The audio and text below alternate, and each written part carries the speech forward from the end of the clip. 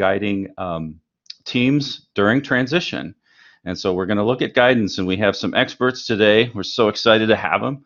And they've had some lessons learned, and they're going to kind of share with you some of those lessons and some of those things that are working well, some of the things that have been challenged. I'm hosting you today. My name is Chris, and I am part of the Learning and Talent Development team.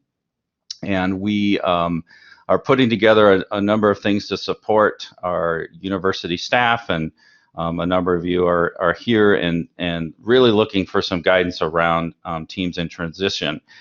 This is definitely a challenging time, and the panelists we have today are going to be sharing some of their experiences. So we have Patty, Jessica, and Kevin. So a couple orientation kinds of things to get us started. So we're using Collaborate. We have a chat feature at the bottom of your screen. There's a panel on your right that you can open up. There's a chat feature there. We have people that are available to help. So if you open up everyone to chat, and in your option, actually, if you open up your participant list, you can see at the top there's Jenna, and there's also chat another individual for technical questions. So please chat with those folks if you're having any issues during the broadcast today. If you have any particular questions generally for Jenna, go ahead and chat with those folks. So we have people behind the scenes to help us here. We do have also a way to, if you've looked at the screen, in the very bottom right corner, you have you can open up and see the presenter. All the presenters will be able to be viewed while they're speaking, and so you can open up that little thumbnail once the presenter's talking.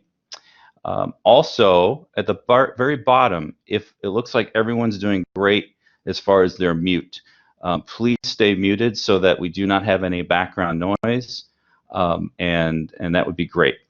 We will have an opportunity for questions after each question has been discussed, and that will be you'll be able to ask your questions via chat.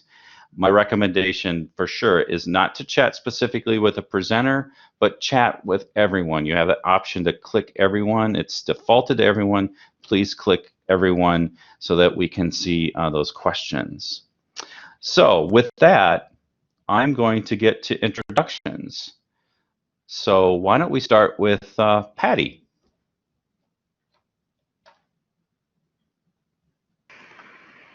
Oh, I knew you would start with me, and I had to click all the buttons right away. There you go. Good morning. I'm Patty Havlicek. I am, here's a mouthful of my title. I am the Interim Assistant Director for Governance, Risk, and Compliance within the Office of Cybersecurity at DoIT. I have been in that position exactly 5 months, but have been with the university for over 10 years.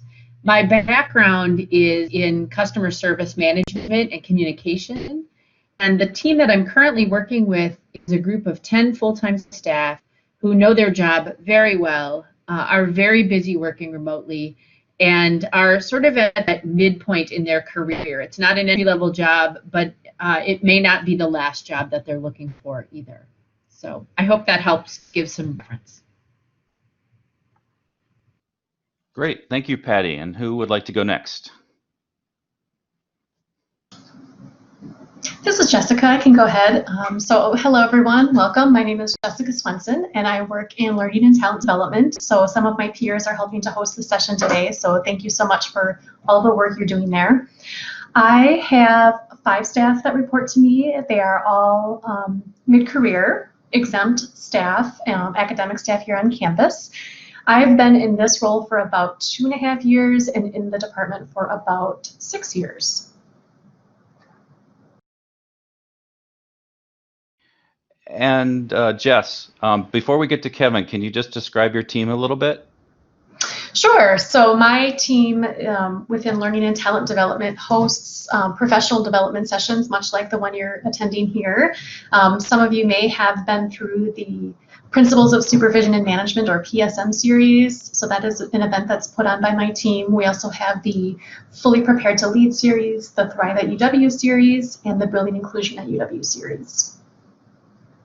And they're all low cost, no cost professional development for anybody who's an employee at UW-Madison. Great, thank you. And finally, Kevin. Hello, everyone. My name is Kevin Weber. As Chris may have mentioned, I'm with University Apartments. It's a division of housing here at the UW, and I have a team. I have 13 full-time employees, which consist of carpenters and painters. And here at University Apartments, or some of you may know it, it's also known as Eagle Heights. They work on apartment turnover and responding to service calls. All of my staff has been working on site during the last 4 months, but a lot of my coworkers and supervisors have been working remotely, which has presented some challenges. Most of my staff is senior staff members, but I do have a couple students and a couple mid-career employees. I'm excited to be here. As I'm learning, this is most people around campus are dealing with the virtual world, and in the facilities world, we have students, graduate students living here that are on site, living on site all the time. So some of us don't have a choice if we're able to work remotely or not, because we still need to provide a service to everyone. So. Great. Thank you all for your introduction. So we'll go right into the first question, and the panelists have around 10 to 12 minutes to respond to this question. So the first question is, what challenges are you addressing with your teams and the outcomes maybe you have noticed so far? Yeah, so I'll go ahead and take this one first. There have been a lot of challenges, but I would say the two that are probably most in front of us right now, the first would be staying connected with each other. It's been a challenge since day one of working remotely. How do we kind of maintain those personal relationships we had with each other prior to having to telecommute because of COVID? And I'm hearing people start to say and realize, I have to accept it's different, and I have to embrace that it's different, and it doesn't happen as naturally and organically as it used to. We don't get to pass each other in the hallway or do a quick pop-in into somebody's office. We have to schedule time or try a Teams call and see if someone's there. So finding ways to stay connected with each other has been probably one of our biggest challenges that's been ongoing. And the second has been prioritization of work. I think that we knew what we needed to do when we first kind of launched into this telecommuting world. Part of the services we offer to campus is to support learning that's timely and relevant. And we all know there's things like return to work that's on the horizon, and sooner or later we're going to be called upon to quickly, drop everything and help people across campus, supervisors, employees, anyone, figure out how to quickly ramp up and see what return to work looks like, and find ways to provide professional development so people can feel supported in that. So those are probably the two biggest challenges we're working on right now, is the staying connected. What does that look like in the new world? And then how do we deal with or handle this kind of looming reprioritization of work when I can't give everyone a really clear answer because I don't know exactly when all of those new priorities are going to be happening. Thanks, Jess. Kevin, would you like to go next?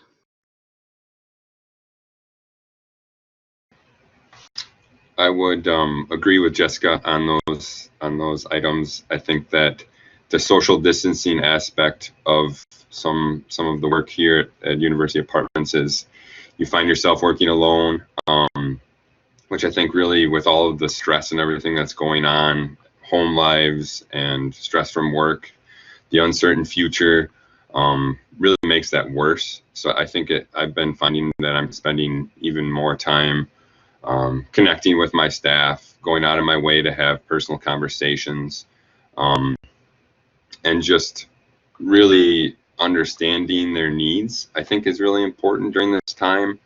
I'm trying to be more attentive than ever before, just because I feel like I need to read my staff to know exactly what they're thinking and feeling, especially with all of these new, it's ever-changing policies and furloughs.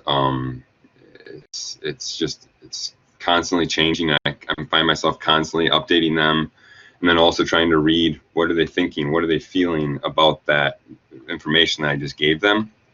I think that it's a struggle to stay connected, and I think that really adds a lot of, because I feel like Jessica said, you can't always, where do you spend your time? Where do you spend your staff's time? You feel like you're not always, like I never can do enough for my staff to address their concerns, whether it's trying to find the proper PPE for them or trying to help them navigate through their furlough process, or just trying to hear out their personal concerns and what's going on in their life. It's more than ever. I think I have late night phone conversations. And I think that's important, just to hear everyone and listen to what's going on in their lives, to be able to help them and aid them through this time. I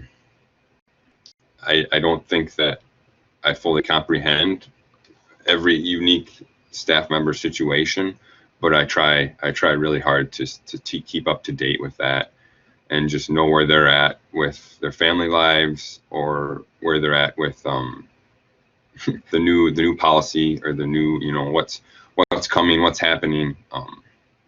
Yes, it's been challenging, and I think that's been the hardest thing, is just staying connected and knowing where people are at. Thank you, Kevin. And Patty, would you like to share? Absolutely. So the biggest challenge I think that my group faced is that I was brand new to my position for 6 weeks before we were told go home. The team of 10 was used to working remotely. So in our situation, working remotely was less of a challenge because everyone was already set up at home. They had dual monitors, they had a laptop, they had speakers and webcams. So they were prepared to work from home because they had been doing it 1 or 2 days a week anyway. What I wasn't prepared for was how to be a good manager for them. Not only learning my job, but learning their job as well. So we do a lot of communication. We use all of our channels. We chat, we use Teams, we use WebEx, we use all of the potential channels, and we collaborate a lot using Google Docs or Box for collaboration to make sure that everyone has an opportunity to add input. Instead of having a team meeting every other week, we went to having a meeting every week. And we tend to have those meetings cameras on. As awful as that might sound for some people, it's really good to get connected and to see people, even if it is on your computer. So cameras on for us has been part of our regular meetings. And in addition to that, we've had a few social meetings through Microsoft Teams where we get together and just chat. So we schedule time at 4:30 or 5 o'clock, and everybody might have a beverage of their choice to bring along with them. And then we just chat. What's going on? How are your kids? Who's got dogs? All of those kinds of things that are happening. So I would also agree with Jess that the prioritization is a challenge. And the other thing that we've run across is communication styles can be a challenge as well. So I'll get into that more later. Thank you, Patty. Now is the time to have a little interaction with our amazing audience. So in the chat, feel free to reflect on questions on this topic that you have for our panelists. Now's the time to ask. If you feel comfortable verbalizing that personally, we can do that, or you can just put it in chat and we'll repeat it for the panelists. So when you're ready, the questions, you can just put that in chat right now, and we'll manage that for you. So do we have any questions for the panelists? This is Jessica. While people are thinking about and getting their questions entered into chat, I just want to echo something that Kevin touched on, which was the personal lives of everyone. I have found that things are so much more amplified in this world, the COVID world, where we're telecommuting and we don't have the connection. And it wasn't just now we have to telecommute. It was now, how do I, with my personal or my family's health conditions, what do I have to do to manage that and maintain that? Or how do I homeschool my kids because school's closed? So the things that are coming across kind of my desk or my purview as a manager have exploded. Normally people do share personal information with me, but the amount of me getting involved in and trying to support the livelihood of my employees is really just amplified. And so that's another thing I've noticed. And one of the challenges for me is to try not to take that all on myself. I can be supportive, I can listen, I can be empathetic, I can allow for flexibility, but it's hard sometimes to hear just there's so many things that are happening in the world beyond just the work in front of us. Thanks, Jess. That gave us a little bit of time. Lori, if you want to unmute your mic, you do have a question in chat you want to share with the panel. It's not letting me unmute. Oh, no, I can hear you now. Oh, okay, perfect. Yeah, Yes. so here's the question. I feel as though initially when we went remote, we have a relatively large research group, and I think we were doing pretty well with, we set up a Teams channel right away, we had drop-in Zoom coffees, but I think that we were also doing this kind of feeling that this was at least sort of an interim situation until we could all be back in the office again. But I think now everybody's really, there's this growing realization that this is not just a marathon, but this is potentially going to be a much longer way of doing things. And how do you keep that remote momentum going? So I mentioned the social, this is Patty, I mentioned the social meetings as well. One of the things that I've done during those social meetings is we sort of have a topic to discuss, like bring your worst bad dad joke, or tell us about your pets, or what is one of the home improvement things that you'd really like to get done now that we're at home. So if we have something like that to encourage that conversation and that collaboration, then that tends to get people more interactive and more participatory as well. They'll be more likely to log into a call like that later in the day.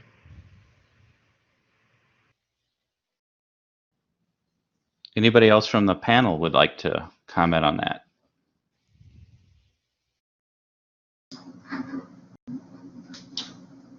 I would agree, Lori. I'm seeing the same thing, that at first there was a lot of energy and participation, and it's starting to back off a little bit. So I've been just trying to encourage more and more in meetings. If you don't want to have your camera on, that's okay.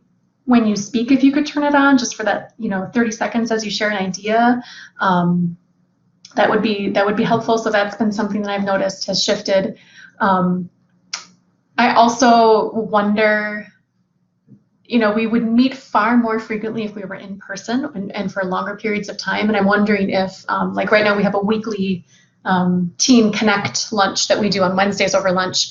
And I'm seeing participation really back away from that. And so now I'm wondering, is that too frequent? Is it not special enough anymore? Is there a different way that we need to bring the whole group together? I'm not sure. I don't know what the right answer is to that, but I have noticed the same thing. Great. Thanks, Jess. There's been some comments in chat, mostly comments, not questions, but things that people have found helpful. So thank you, Terry, Alyssa, and Rich, just to bring some more insight to that. So thank you for sharing that as well. Let's move on to the next question. It looks like we don't have any burning questions right now, so we're going to move on to question 2 for the panel. And we're going to start with Kevin. So Kevin, the communication methods, I mean, that's significant as far as the adjustments you've had to make. Can you tell me how what you have done to be real effective with your team? Yes, Chris, I think it's a combination. I guess, as I'm hearing more of other people's thoughts, I feel like I do have the luxury of still having face-to-face conversations with my staff. Once again, I think it's important to know where all of my staff is at with those face-to-face. Social distancing means different things to different people. But I think that's part of being able to be attentive to really understand where someone is at when I'm bringing them new information. I've had to go back to some of my trades members and tell them 3 different times that their furlough days have changed. And just being able to, have that personal connection with them, having a face-to-face conversation. Obviously, not everybody wants me in their personal space all the time, too. So I think it's finding that balance of phone calls. I've created group text messages. Not all of my staff is equipped with the technology. Like, some have laptops, some don't, to be able to have, read emails, communicate via email. I think the hardest thing really has been updating my staff. Our HR, Housing's HR, and amazing with having weekly meetings that they hold for all staff. And then they also have a supervisor meeting for all the supervisors. And just getting that constant information, I think, helps people feel like they're in the loop. I think that's really important, that people feel like they're in the know with what's going on when it affects their jobs or their safety. But I think that having the combination of all of those together has really helped to present some hard, tough information to people. I've been hoping to, as I mentioned, I do have some senior staff members, and the idea of using virtual communication is tough to comprehend for some of them. But I think it's also a time to learn and move into the future of being able to do this, with making it easier for them to get updates from HR or talk to people that are working from home, just to stay connected. Yes, it's hard with so many staff members. There are so many different levels of technological abilities, so that's presented some challenges. All right. Well, thanks for kicking this off, Kevin. Patty. Absolutely. So as I mentioned earlier, we are scheduling more team meetings, and someone did comment in the chat, more meetings but shorter time period, and that's it's exactly what we did. The month that we were off campus to begin, the end of March and early April, we actually had a longer meeting every week rather than every other week. And so we've taken that and reduced down the time to now just an hour instead of 90 minutes. So over time, we've reduced the timing because we're more efficient with how we're communicating. I do think it's really important, though, to communicate, if you will, in person as much as we can. So to get that live interaction through one of our collaboration tools, it's important to hear the other person, to see their reaction, and to make sure they understand what it is that you're trying to communicate. With our group, it's about assessing risk, and that can be something that's really very detailed. So I make sure that, one, I'm communicating clearly, and also that I'm communicating the why. One example of this was we had a meeting with a remote Department of Medicine group, and I asked my team lead if we were ready to talk about the packages that we were working on for the Department of Medicine.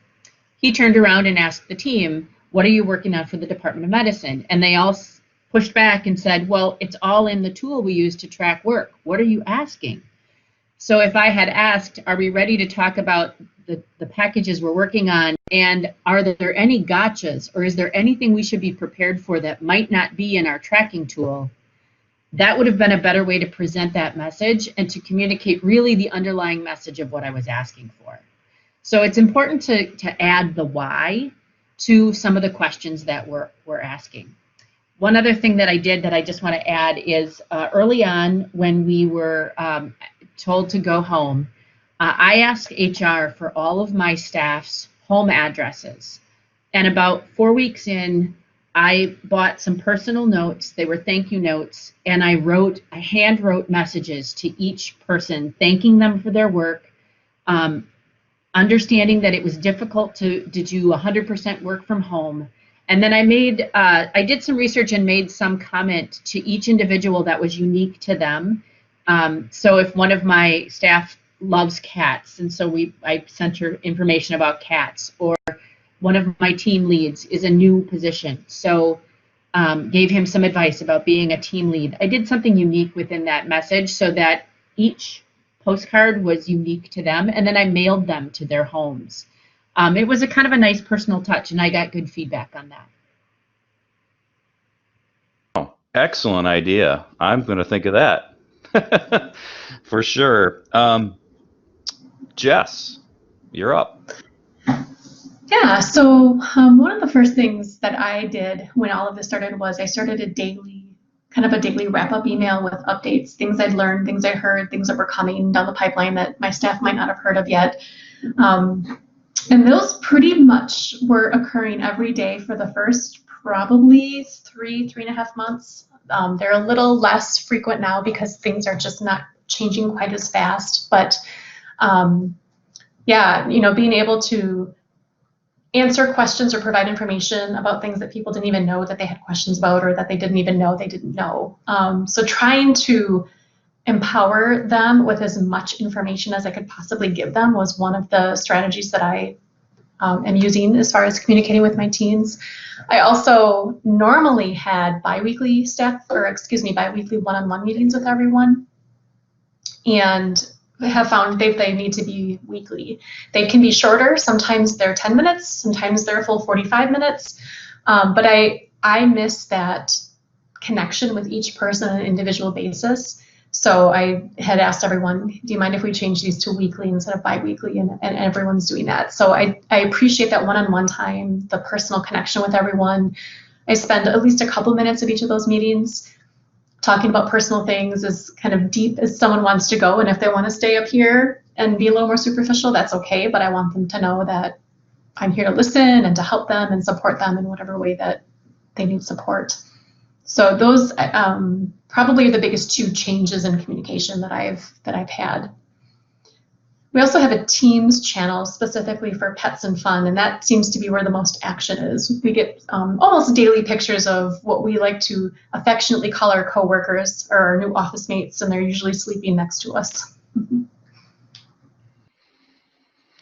Yes, the pets have gotten a lot of attention these several months, and I do appreciate. I had a meeting yesterday, and one of my colleagues, their dog just kind of jumped up behind them, and it was like a nice little distraction. But it was at the end of our meeting, so it wasn't a complete distraction. So now's the time to ask some questions. The chat seems to be working pretty well. Looks like we have one in already. From Terry. Terry, would you like to share your question? Terry, go ahead. Sure. I'm just curious about any frameworks anyone has used to sort of strengthen the team or give everyone a shared focus or common language. For example, we use StrengthsFinder in RT9. The Onward workbook series to build resiliency in teachers. Any other good ones that anyone really likes? Great question, Terry. Would anyone like to jump in on the panel? Terry, this is Patty. We also have used StrengthsFinder and found that does, in network services, not where I am now, but that does bring people together. The other thing I've done is within the previous group that I was in, there was a challenge put out to all of our departments to do what's called eliminate only ones. And only ones are people who are the only one that knows how to do a specific job. So when that person is gone, then that job has to wait. So one of the things I've been trying to do in cybersecurity to help build relationships and eliminate only ones is we have paired up some of the staff to do some cross-training. Now, I absolutely want to add more meetings to their calendar because everyone is incredibly busy right now. But this does help us to manage the workload better and know that there's a backup if somebody is gone. And then it does create a new relationship with someone who you may not have known wanted to know about that particular topic. It gives them the opportunity to do performance adjustments and to expand on their job descriptions. And so there's all kinds of advantages to doing some cross-training and eliminating only ones. That could help with communication as well.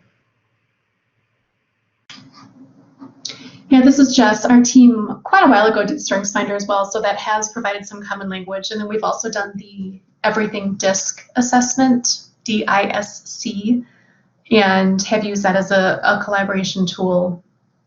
But it's been a while since we've kind of revisited it, so that might be a good thing to bring up at a future team meeting to kind of reinvigorate the language behind that.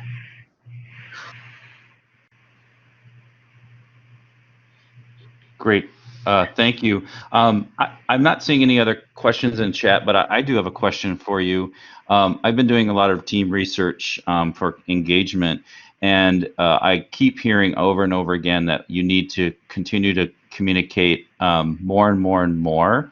But have you found that over communication to be too much? Or I know there was maybe Kevin had talked a little bit about switching things up. Is there too much communication right now?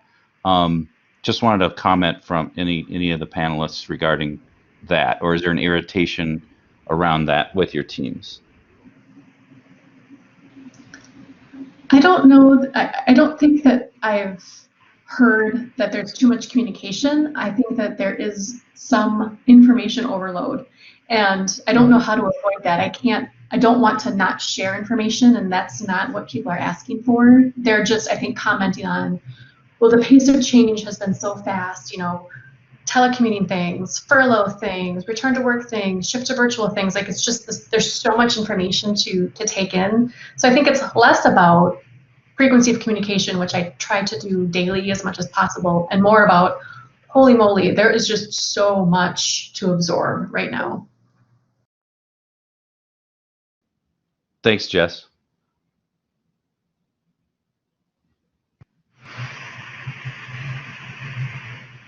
Patty, did you have something to say? It looks like you're on screen. No, I think my air conditioning just kicked in. Oh, it's getting warm out. Okay, that's okay. So we'll move on. Oh, Chris, I'm hearing you cut out. Oh, I apologize. I'm click happy. Sorry, guys. So I'm back. So let's move on to question 3. I know this is a big one for all of us. How is your team handling right now personal, professional wellness? How's that going? And I can start this one. This is Patty. I think that any given day is like riding a roller coaster when it comes to personal wellness. And I can speak to that myself. On any given day, I may be up or down depending upon what's happening in my personal life. I just had to move my 25-year-old oldest child back into my house when I was used to being an empty nester. So there's all of those challenges that happen. And on any given day, your staff might be good or they might be struggling. And it's okay. One of the things I do is I admit to them when I am struggling. And I'll tell my team, I'm sorry, I'm having a hard time concentrating today. It's just a tough day. I think, again, understanding the why you're trying to share information with them. And the other struggle that I have with my team is I'm an extrovert. I like to talk to people. I like to hear the footsteps come down the hall and stop in my doorway and have a conversation. So being in my home without anybody around me has been more for me. But my team tends to be more introverts. And so I had to go back and revisit a book that I've read a while ago called Quiet. and it's how introverts and extroverts can work well together. I am adding the link for that book into the chat, but it helps to remember that, to take a genuine interest in the non-work portion of their lives. And when you take the time to talk about personal things, you come together at a different level, and it helps you to sort of reset and then be able to readdress the work that needs to be done and the challenges that are happening. The other thing that I've encouraged my staff to do is, instead of, when you're done with a meeting, if it ends early, don't turn and answer emails. Turn and get up from your desk and go have lunch, go get a snack, go walk outside, play with your dog, do whatever it takes, but take that 15 minutes, 5 to 15 minutes, and reset your mental health. And it can help you then to concentrate better on the next meeting that comes up. And with that, I'll turn it over to Jess, I think. Yes, that's right. Thanks. Jess, you're up. Yeah, I agree with Patty on all of those things. I've been trying really hard to schedule 45-minute meetings instead of 60-minute meetings, so that there is that time to get up and take a break and walk around. And I think about, why didn't it feel quite as overwhelming when we were in person? Well, we got to get up and take a break, right? When you were done with the meeting, you'd leave the conference room. Maybe you had to walk across campus or go a couple blocks to get back to your workspace. And so trying to allow for that rhythm to continue, I think, is really important. I also tried to make sure I talked to each of my employees about the fact that when you're at work, you're not just 100% concentrating head down all the time. There were interruptions. You'd get up and go talk to someone, or you might walk down to the break room and get a cup of coffee or a little snack, and that all of those things still need to happen when you're working from home. It's really easy to feel like I need to be online all the time and kind of prove I'm working and show productivity. And so kind of giving that permission to people very overtly, like it's okay to get up and walk around and take a break and to chat with someone the way that you would do if you were in the office. I think also encouraging people to unplug at the end of the day is important. It's easy when you're at home and the laptop is right here to just keep going or come back to it at the end of the day. And so trying to really encourage that, trying to role model that. If people see me emailing late at night or early in the morning, it feels like there's this expectation that they should do it too. So I'm really trying hard to role model what I'm looking for them to do, is to disconnect and find kind of, what are your core hours, and then walk away. And take time off. I know it's hard. There's not a lot of places to go. There's not vacations to go on per se right now, but there's still opportunities to take time off work and do things around your house, or do things around your yard, or go to the park, or whatever it is you want to do to rejuvenate. But there's a lot of vacation time being banked up right now, and I'm hopeful that people start to take some more time off and walk away from work for a little bit. Thanks, Jess. And Kevin, any additional ways to handle wellness? I think wellness can be broken down into many different things, categories. I think that for me, I'm trying to consider not only people's health and mental wellness, but also their professional wellness, safety in the workplace, with all of the concerns and fears. And I think that a lot of times those fears can be funneled into frustrations. And I think understanding what that looks like for each person individually is very important. But also that, like what Rich said about efficiency, you have to consider that you need to take time out of the day. I rather than maybe doing your normal pushing or encouraging, you do a lot more understanding and listening. I think that I'm trying to give more compliments. I'm trying to stay positive, and I think all of that goes back to encouraging that people want to come to work during this time, that they want. It's not, with all the other distractions and stresses and issues, that work isn't another one of those issues in their lives, in their personal lives. It's I think understanding what that looks like for each person is very important, because I don't want people to be frustrated and angry when they are working, because then that just brings down everyone. And I think that as a supervisor, it's important to remember that we have to take time out of our busy days to do those personal human interactions that are now more than ever. I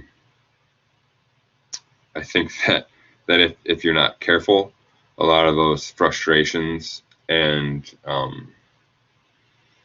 concerns can turn into, as and I'll joke with you, Chris, here, that when you first asked the question, you included, it was a multiple question with wellness and conflict, and I think that they can be very tied. If you don't watch your team's wellness, it can easily turn into conflict, and that's what I'm finding. Is I'm turning into a facilitator more than I ever have been, just to try to put out those small fires before they become big fires, and to help my team with their frustrations and fears before they take those out on others. But yes, you have to. I always think about hours in a day, working hours in a day, and take out your breaks. You take out, like someone mentioned, your the coffee or the water, your personal conversations. But also now I think you need to take time out of that day just for the checking on the wellness of your employees and seeing where they're at and making sure that they have what they need, not just physically but mentally as well. Well, thank you, Kevin. Yes, wellness not only for yourselves as team leaders, but wellness for your team, and that can, like you said, all of you said, it can be very different for different folks, and it sounds like from the panelists, big extremes on that platform as well. So we have a little time here. Open it up for questions around wellness concerns. So the panelists are ready to, and what's cool about this process is it's like we've got two kind of things going on right now. I'm really I hope all of you that are online are watching the chat, because there's like a whole another support group like kicking in on chat, and this is awesome. So please keep doing that and keep monitoring the chat as we're listening to our panelists. So if there's any questions you have for the panelists about wellness, if I'm not seeing any questions, we can go right in. Actually, looks like Jenna, is this a question? I think Jenna has some recommendations. Improved. Okay, I'm just reading her chat. Jenna, did you want to maybe expand upon that? Do you want to unmute Jenna?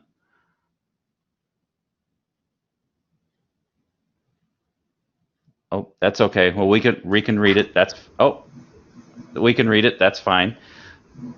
So what we're going to do now is go right into our questions, because we do have time. It's 10:47, so we're doing great on time. Our panelists are staying very focused in their questions. So let's move into conflict. And I know, Kevin, you alluded to that, but I'll give you some time to do that. Why don't you just expand upon your comment of conflict? You said that well-being and conflict are kind of connected. So what things are you doing to sort of monitor that or witness that or work through it with your team? And then we'll give the panelists some time. I think, Chris, that once again, I know I've said this multiple times, but understanding your staff and getting to know them better than ever before is crucial. I found that I look at myself as pre-COVID and now post, or currently in COVID, and just how my supervisor, my style of supervising has changed significantly, just because I am constantly, like I said, checking on the wellness of my team. And I think that it's a struggle. It's a personal struggle, just because we are having to rethink how we the stress that we put on our team. And then I think that stress can easily, like I mentioned before, turn into frustration. I've been trying extremely hard to be extremely flexible, not only with schedules, but also I'm trying to take into consideration with people's home lives. I know, like someone mentioned in the chat, having children at home, and even now with my staff all working on site now, they still have children at home, and I know the campus has done a lot to help with sharing what options parents have when they do have children at home, but just understanding those and like I said, helping to put out those small fires, or those, what can I help you with? What do you need from me? And I think it's also different for people who are introverts and extroverts, and maybe some people wouldn't even ask what their options are, but making sure that they do know what their options are, even if you can't make any assumptions that they wouldn't need those options in their lives. If it's I know everyone knows the employee assistance office, and I've had frustrations with that previously, where it's taken so long to if I recommend that to someone, then I reach out to the employee assistance office and they're like a week out, and it's like, well, how does that, my staff needs help now, but now they've gotten extra help, and they've offered, they're doing a lot more virtually now, and I think that's been exciting that they can help. I've had a couple staff that's taken advantage of that, and just having the virtual option that maybe we didn't even consider before, but that's been helpful. Great, thanks, Kevin. Jess or Patty, would you like to chime in on conflict? Yeah, I think what I've actually found the source of conflict to be within my team throughout this isn't so much about work or personality, it's people's personal stress levels and how they're responding to the situation. In the chat, I'm seeing some fun conversation about, I have so much more time in my day, I don't have to commute, I can do laundry, I can get meals on the table. And some of my team jumped right into that and embraced it, and some really struggled because their home lives, they had young kids. And so, they're focusing so much time on taking care of their younger kids that they can't take care of themselves in that way. And so it wasn't, the conflict I was seeing was, some people are saying, give me more, I'm ready, let's be innovative, come on team, let's do this. And some people are like, hold on, I am still trying to figure out how to get my kids dressed by 8 o'clock in the morning just so that there's a sense of normalcy. So the conflict has, from my perception, been less about the work and less about personalities and more about how the situation is manifesting itself so differently for different people. Excellent, thank you. And Patty? And this is Patty. I would say that for me, it's been more about communication styles. As I joined cybersecurity, there was also the opportunity to promote one of the staff that was in my group to a team lead position. And he has a specific style of work and a specific way he communicates, which others in the group may not have that similar style. And so we're not only learning how to be a leader and learning how to be a communication expert, but also there's people on the team that are leaders without titles. So one of my team, I've explained to him that I think he works very effectively, independently. I really don't have to check on him, but my fear is that every now and then he's going to go rogue. And I really have to sort of lasso him back in and pull him back in. He is the one that I'm coaching about leadership without a title. And like I said, my group is sort of mid-career, so I see this particular person going far and not staying with this group for the long term, which is fine. That's my job as his supervisor, is to get him into a position that makes him happiest. But the two of them, the new leader and the leader without a title, their styles are very different. And so as we started to work remote, we started to discover this more and more, because there is less of the face-to-face, less popping into their office, fewer meetings in person, and more about email communication. And my husband always says, when I read something to him, like if one of our kids will text me, I'll read it and be like, and he'll say, stop reading that with the tone. Just read it like it's sent, and it'll mean something different. So I think that that's important too, that we don't read things with tone, we don't read things with intention, and we focus on the communication and the words that someone is trying to convey and how they're all trying to still do the best job possible.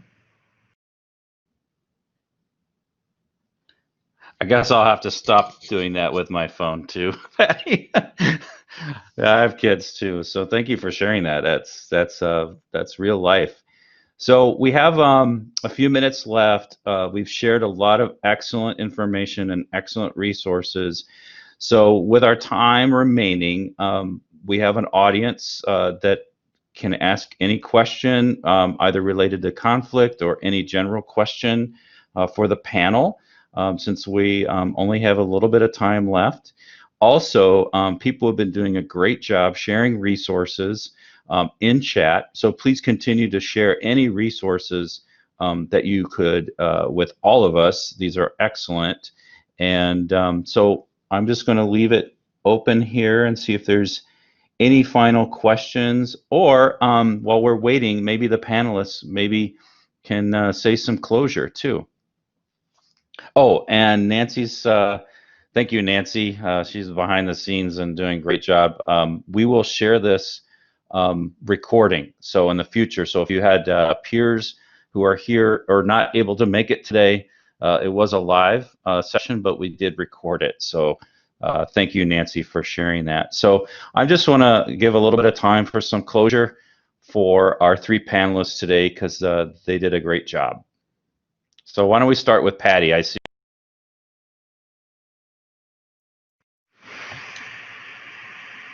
Yeah, I would just like to say thank you for having me. It's been an interesting time as a new manager, a new director, to work through the challenges of remote supervision. For those of you who are campus supervisors, there is a resource available. I'm going to pitch the Campus Supervisors Network, and Rich Gasson can be a point person for that. If you're interested in collaborating with other managers, supervisors, leaders on campus, that's a great resource for those that need just a little help or a little guidance. But thank you again for having me today. Thank you, Patty. Kevin or Jess? Thanks for having me, Chris. I find that I have a hard time making time for these types of things, so thank you for reaching out. It's hard in this current climate to take time away to remember how it used to be, and to take time to remember everyone's collaboration. So thank you for organizing this. It's been my pleasure, and I appreciate all your insights, Kevin, and stay well over there in the apartments in the corner of campus, a big corner. Thank you. And Jess, you're last up. All right, well, I echo, thank you so much for having me. It's been great seeing the chat box activity as well. There's been so many great resources and conversations going on there. And I think for me, the biggest takeaway with all of this is that I'm not alone. The kind of different directions I'm being pulled in and the different challenges I'm facing are really common right now as far as trying to manage and lead and support staff, and that the more we can support each other and just talk to each other, we may not have all the answers, but knowing you're not alone is so helpful. So I appreciate so much that other people were resonating with things that I was sharing. So thank you for that, everybody. Great. Panelists, you were awesome. This was an excellent hour. I think it was a great way to keep us all connected and to keep us real with the times. So I just wanted to let you know and recognize the team behind the scenes. This was a series that we've been doing since COVID is kind of kicked off. This is episode 13, so you can probably realize there's 12 episodes before that you could take a look at. And so please go back into our professional development site and take a look at any of the previous episodes we have put together. So thank you, team, for supporting us today. And my name is Chris, and I just want to say thank you for your attendance and thank you for engaging with us today through the Learning and Talent Development Office. So I wish you well. It's Wednesday. Please stay safe and please stay well during this time. And I hope this was helpful, and keep up all the great work that you're doing, and happy July. So I'm going to sign off now. Thank you all.